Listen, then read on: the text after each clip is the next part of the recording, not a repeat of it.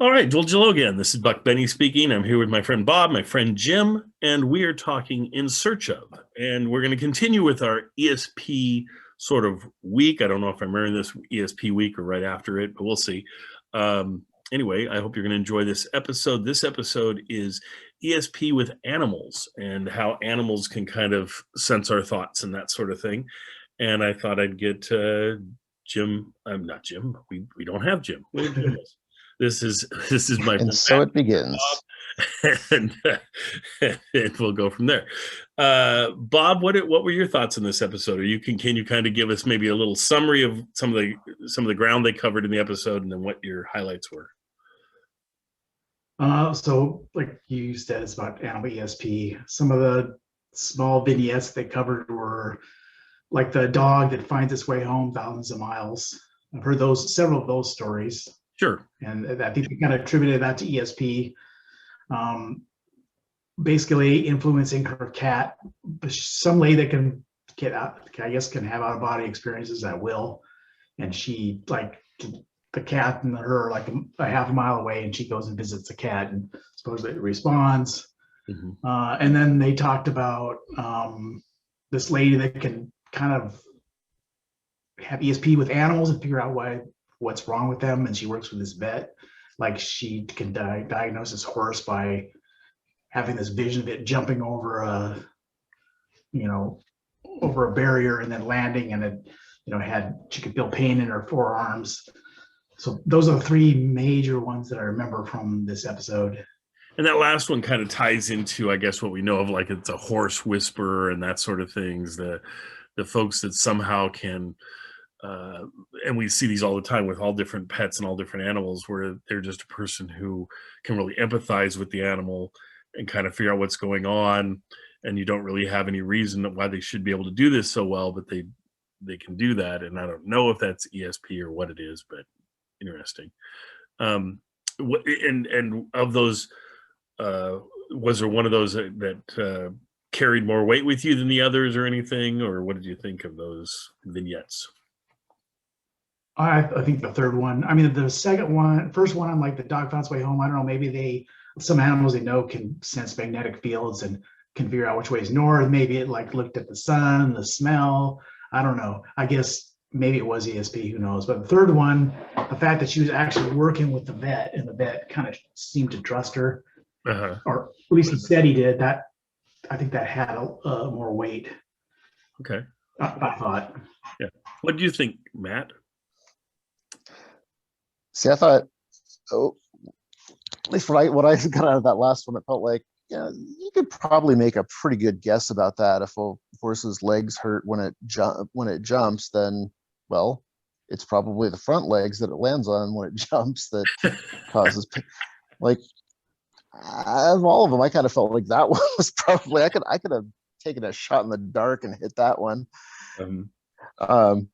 But it was interesting because the vet did go into it a little bit more and say what she described the way that it would have hurt pretty accurately and things. But yeah, I think the dog one I thought was pretty interesting, because you hear those a lot where a dog finds its way home from thousands of miles away. But didn't this dog find his family that had moved? Maybe I didn't catch that. Could be. I thought that this dog found his family his family had actually moved, and the dog got lost in the process. Yes. And found his way to the family. If that's the case, that's pretty impressive. More impressive, yeah. Right, and that's why that one kind of both ways at different times, right?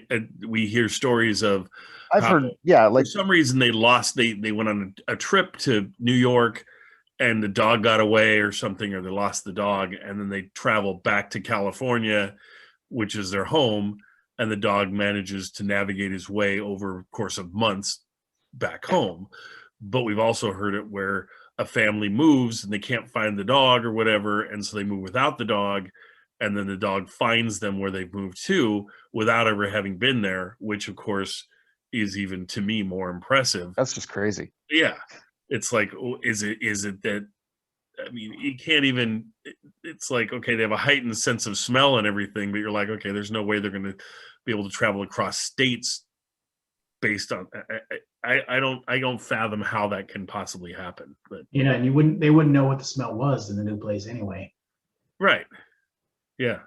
So I mean, well, I mean, if I'm talking about the family's clothing and the way the family smelled, but Yeah.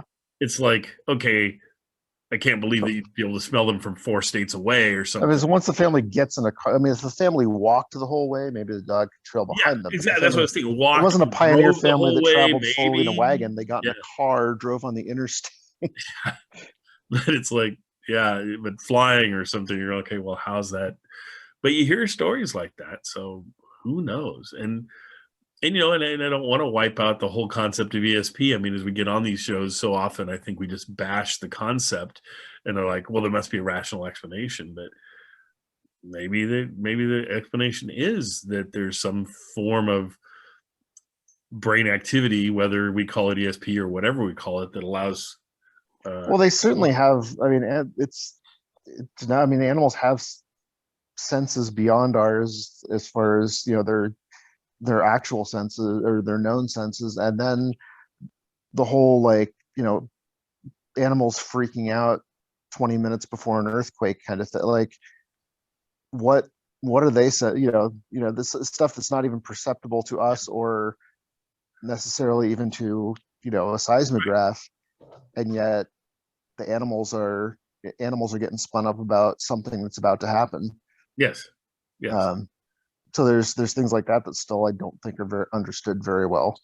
Right. And then the question is, do they feel like tremblings in the ground that we can't sense, and so they're realizing that Right. the quake is coming up, or is it? I think if there is rational, it's probably electromagnetic fields, because there's a lot of EMI created by the pressure in those fault lines.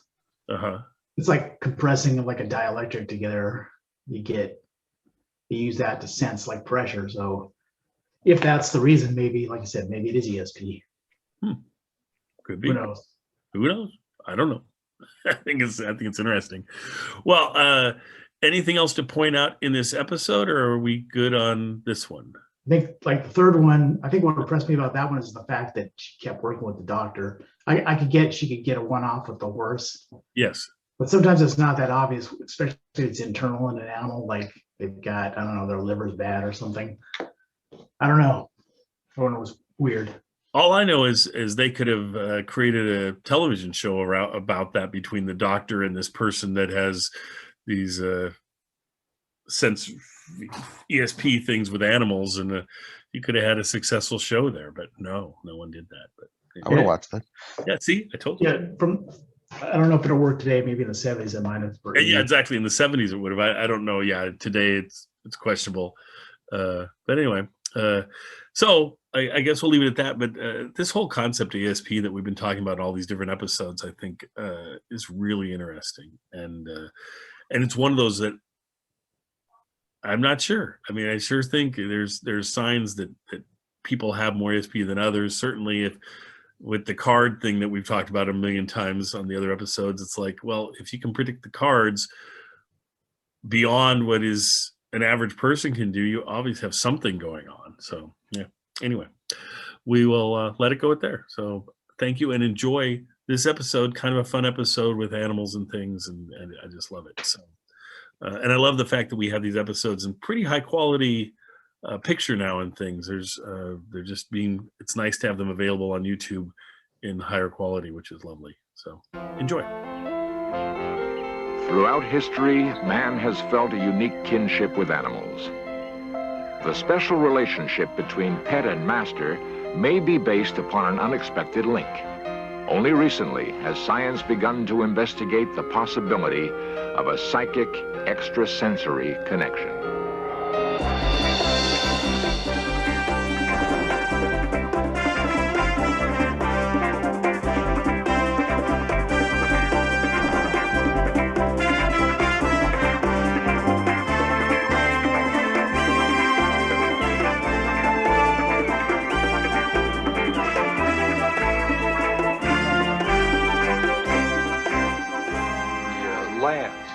At the Psychical Research Foundation, this subject is about to begin an important experiment involving her pet kitten. Though they are separated by more than half a mile, she will attempt to reach out with her mind and influence the animal. If the kitten responds, can it prove the existence of animal ESP?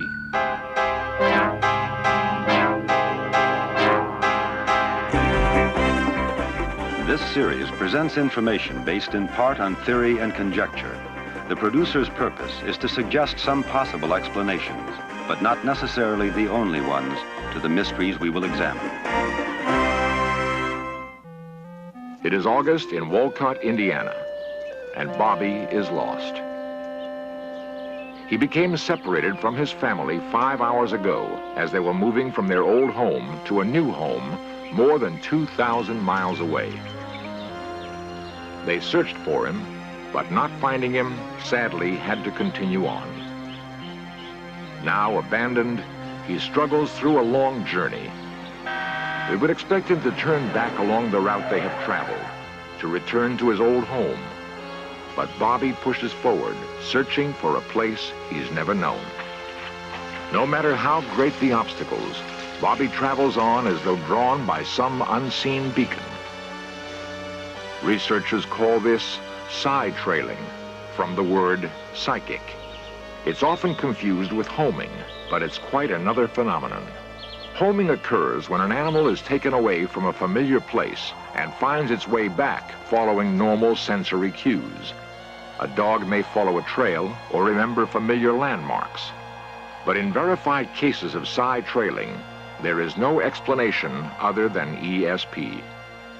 6 months later, Bobby arrives in Portland, Oregon. Finally, he's reunited with those he loves.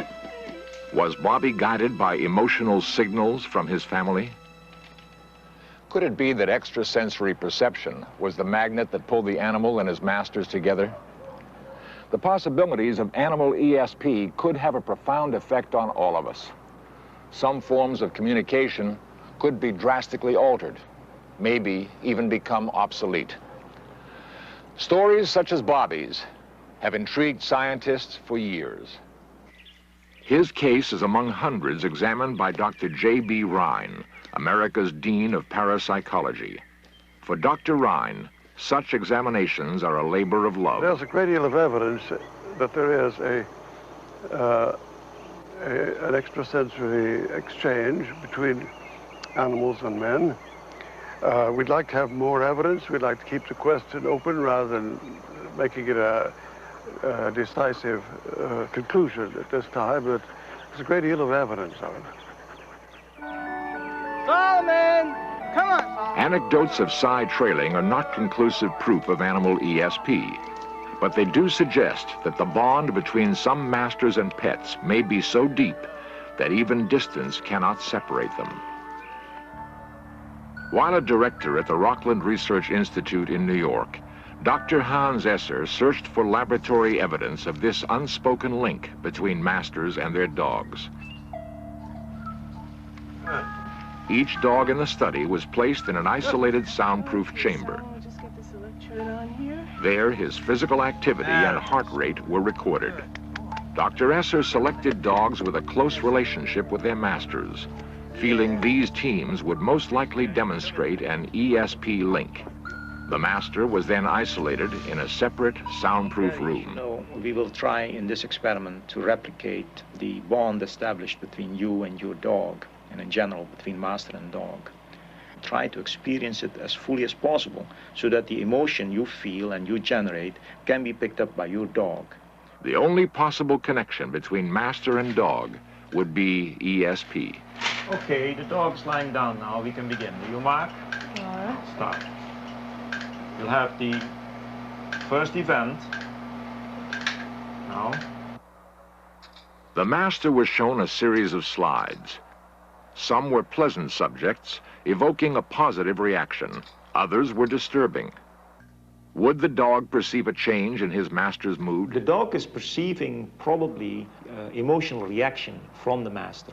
This, in our thinking, takes place through the oldest part of our brains. This brain is non-verbal. It does not talk, but it does form the seat of our emotions. Although this experiment is a preliminary investigation, a pilot study, Dr. Esser did record a correlation in a few instances. He continued with phase 2. Gary, I do want you now to imagine exactly the episode of pleasure that you had this morning with Solomon, and in your mind recollect the whole event in the park.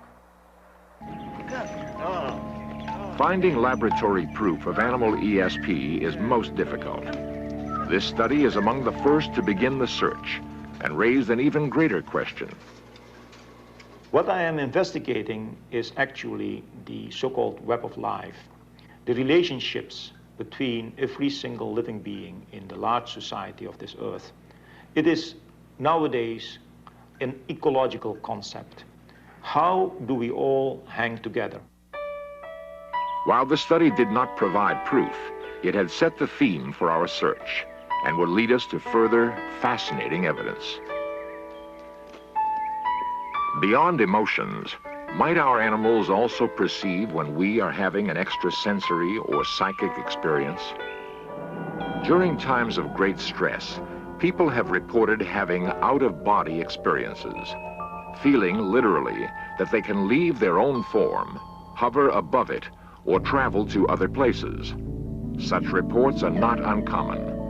But some people, like Sherry Green, feel they can actually control the phenomenon. Sherry says she's able to have an out-of-body experience at will. Could her pet kitten respond to her experience? And if so, would this indicate animal ESP? A classic experiment tested this question. In search of reunited key investigators from the Psychical Research Foundation of Durham, North Carolina. Researchers take Sherry and her kitten to an observation room half a mile away. The kitten will remain here for the experiment. And this is where Jill's going to be. And Johnny's going to be charting Jill's movements and also the number of times that she meows.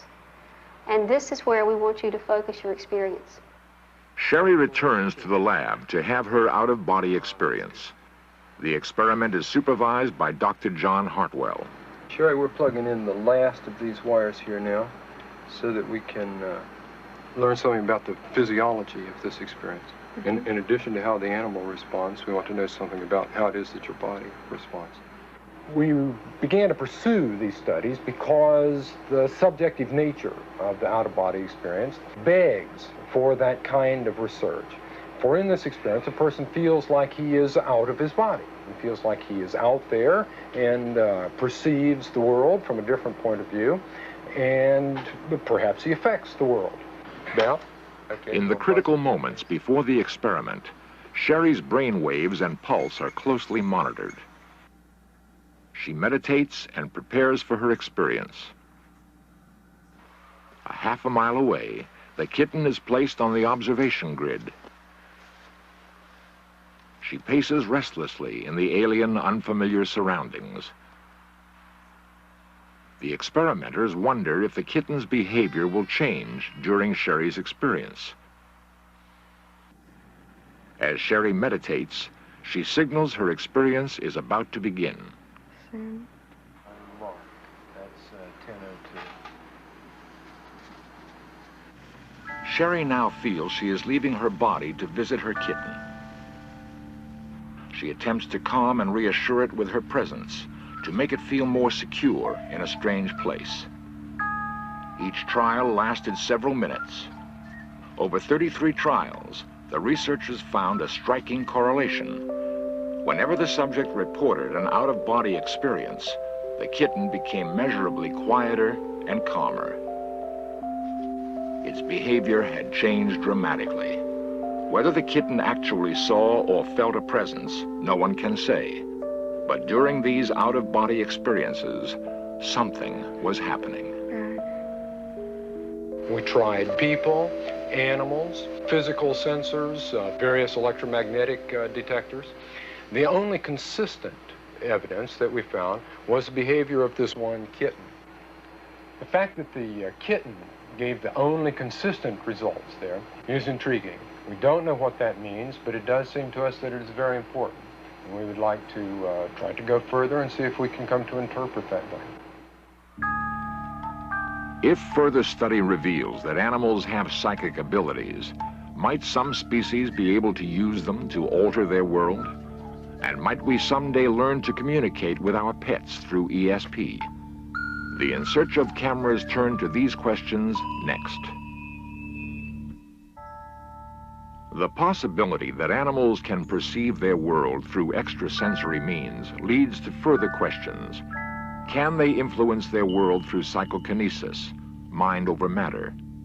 Could an animal with primitive mental ability, such as a fish, exert an influence on its environment?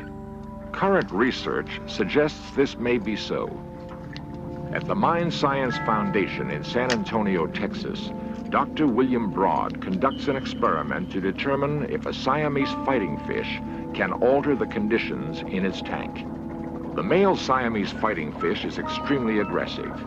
It displays hostile behavior to other males, and even to its own reflection in a mirror. Given the choice, it will seek out a male to challenge.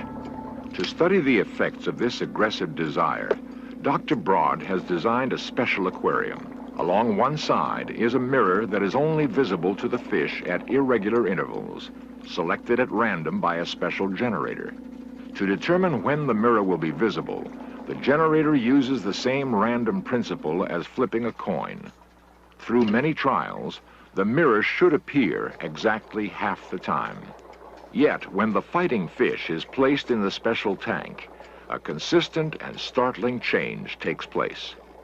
The mirror begins to appear more than half the time. Could the fish and its desire to fight cause a change in the random operation of the generator?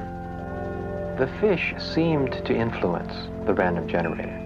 It is after about 3,400 trials, the machine started generating more mirror trials than you would expect by chance. But if you take the fish out, that effect goes away. And the most simple explanation of that is that the fish is somehow influencing that generator, although there's no physical connection between the two. That is, some kind of psychokinetic influence is being displayed here. In human beings, for example, there's considerable research that indicates that persons can mentally influence a variety of systems, living systems, inanimate systems, small ones, large ones, simply by imagining or intending for certain outcomes to occur. And apparently the same thing is occurring in the Siamese fighting fish in this experiment. Dr. Broad is also searching to discover what extrasensory link there may be between animal and man. His subjects have had success influencing the behavior of a mouse-like gerbil without even being in the same room.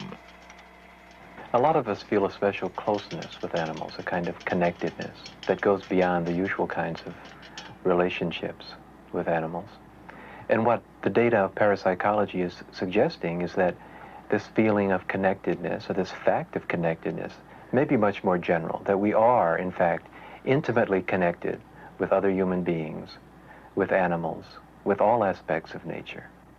Parapsychologists aren't certain what this intimate connection may be. There is a theory that the unintentional psychic abilities of the researchers affect the outcome of every experiment. So it's not yet possible to isolate and prove animal ESP. In Cincinnati, a veterinarian finds the concept vitally important in his practice.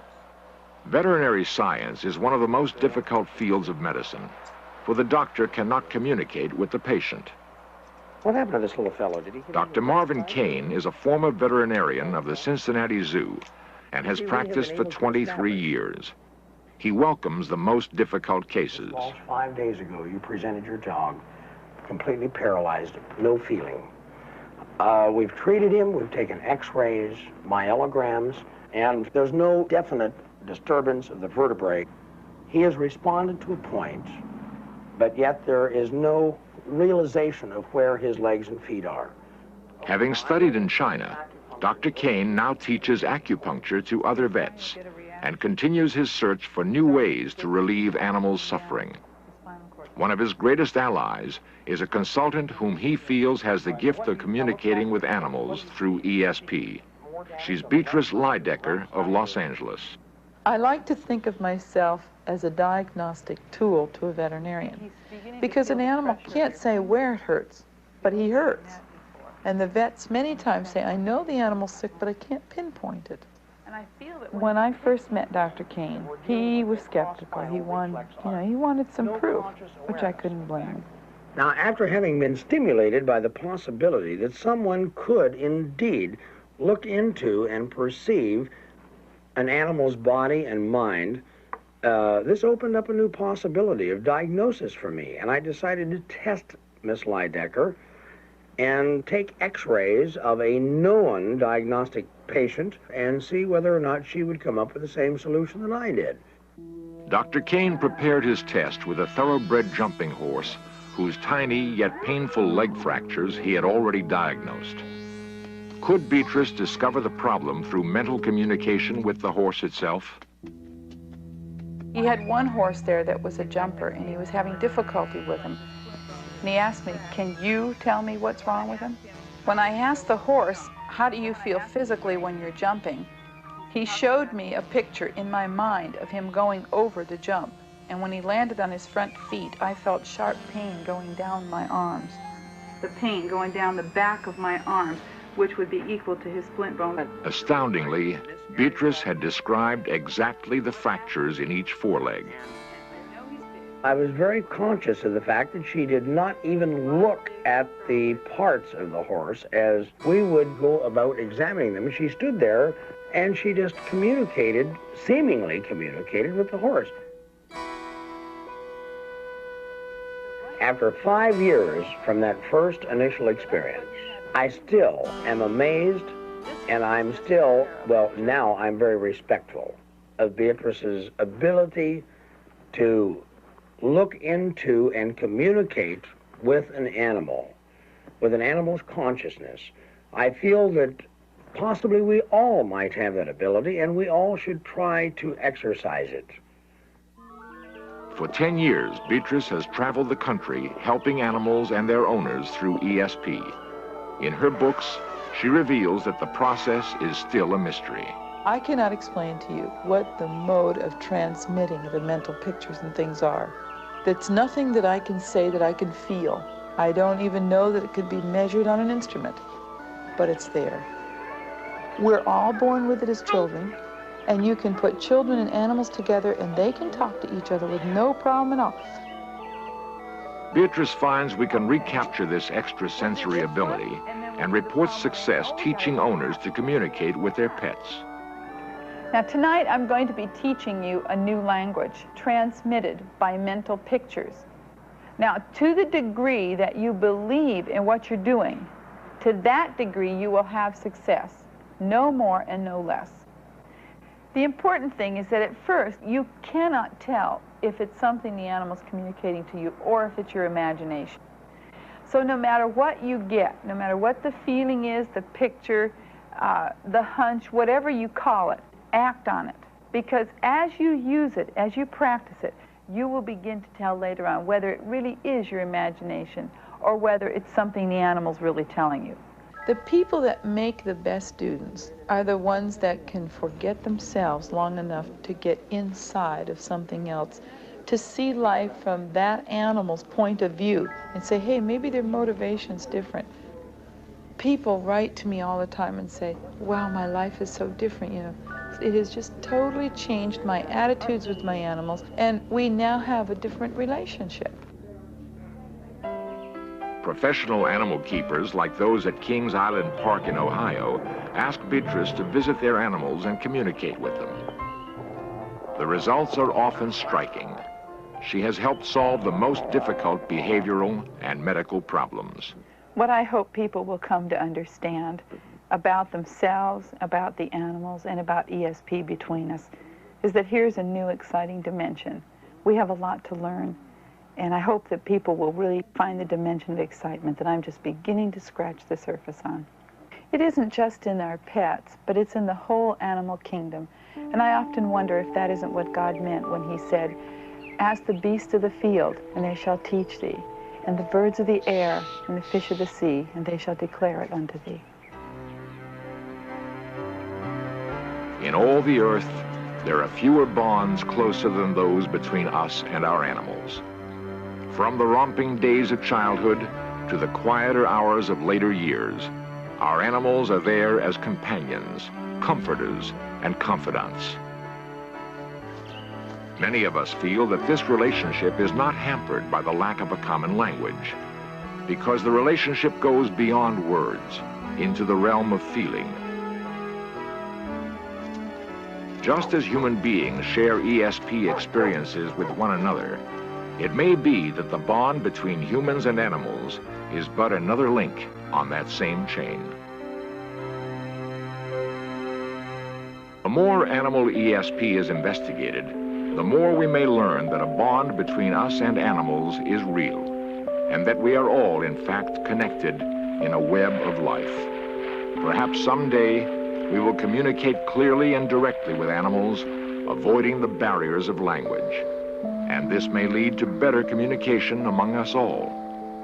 Our exploration of the animal ESP link might help us to discover other secret abilities in ourselves.